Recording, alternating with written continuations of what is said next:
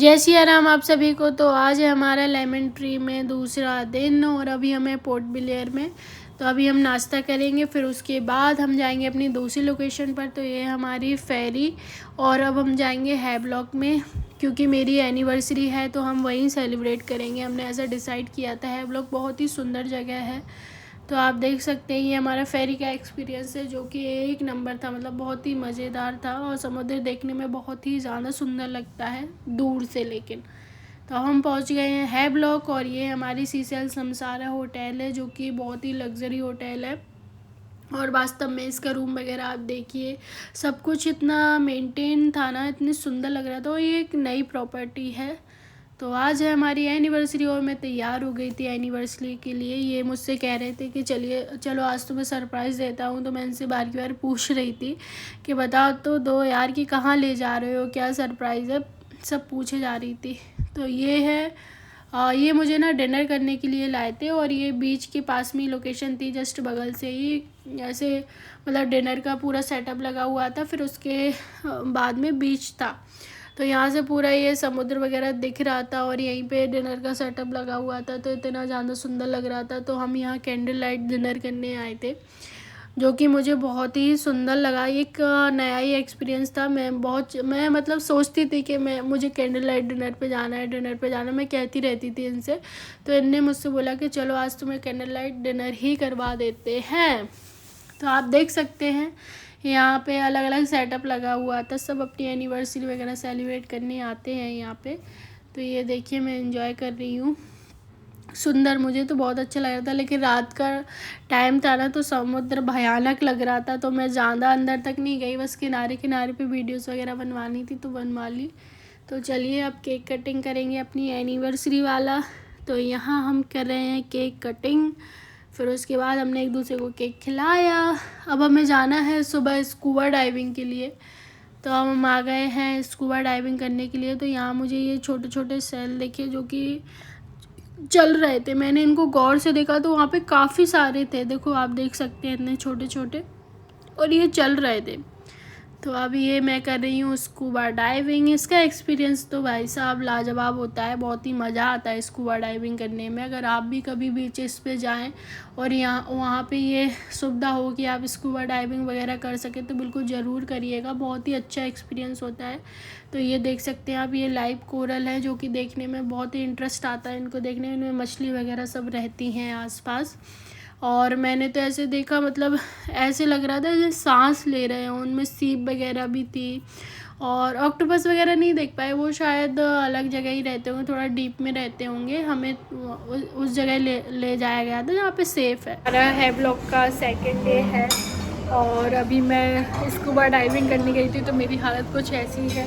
तो यहाँ पे सुबह सुबह ब्रेकफास्ट है, देख सकते हैं आप लोग। तो ये है हमारा ब्रेकफास्ट और हम यहाँ से ब्रेकफास्ट करने के बाद हमें जाना है दूसरी लोकेशन पर, क्योंकि आज हमें फिर से एक्टिविटीज़ वगैरह करनी है।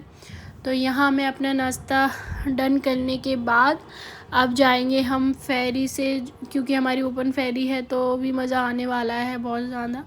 तो अब हम जाएंगे एलिफेंट बीच पे, वहाँ पे एक्टिविटीज़ वगैरह करनी है। तो वीडियोग्राफी वगैरह देखती हूँ, बना पाऊँगी तो ठीक है, वरना अपना तो मैं एंजॉय करूँगी।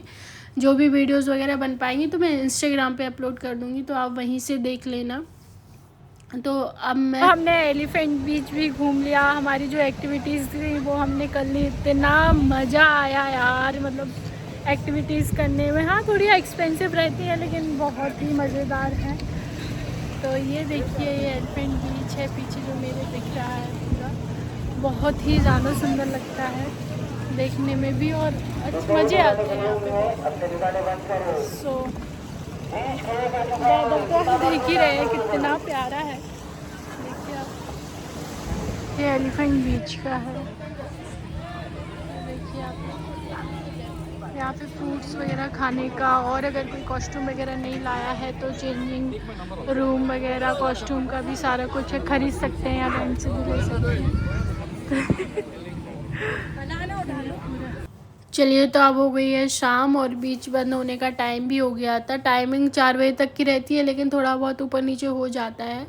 तो अब हम चलते हैं वापस अपनी होटल और वहाँ जाके करेंगे डिनर। फिर उसके बाद हमें रेस्ट भी करना है क्योंकि आज तो बहुत थक गए थे, पूरा दिन घूमते रहे, एक्टिविटीज़ करते रहे, तो थकान हो गई थी।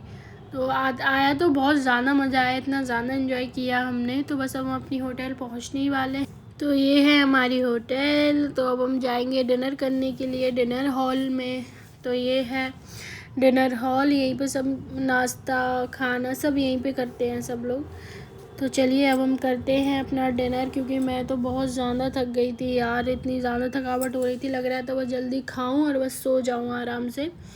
तो यहाँ बस हमने डिनर कर लिया और आप मेरी हालत देख सकते हैं कि कैसी रेड रेड आँखें हो रखी थी मेरी तो यार, क्योंकि मैं बहुत ज़्यादा थक गई थी।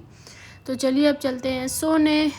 तो अब हो गई है सुबह और आज हमें जाना है दूसरी लोकेशन पर, तो मैं बताऊंगी आपको फेरी में बैठने के बाद। तो ये हमारी होटल है सीसा समसारा। तो बस अब हम जाएंगे और ये नई प्रॉपर्टी है ना, तो इस वजह से और ज़्यादा सुंदर लग रही थी, इतने अच्छे से मेंटेन करा था इनने सब कुछ, और डेकोरेशन वगैरह तो आप सब ये देख ही सकते हैं कितना प्यारा था इंटीरियर वगैरह। तो ये देखिए हमारी आ गई है फेरी। तो हमने सोचा थोड़ी बहुत फ़ोटोग्राफी भी कर लेते हैं। तो ये पीछे देख रहे हैं ये हमारी फेरी है, इसमें ही बैठ के हमें जाना है। तो बस ये आने ही वाली है, बस अभी ये साइड से लगेगी, उसके बाद बैठना चालू होगा।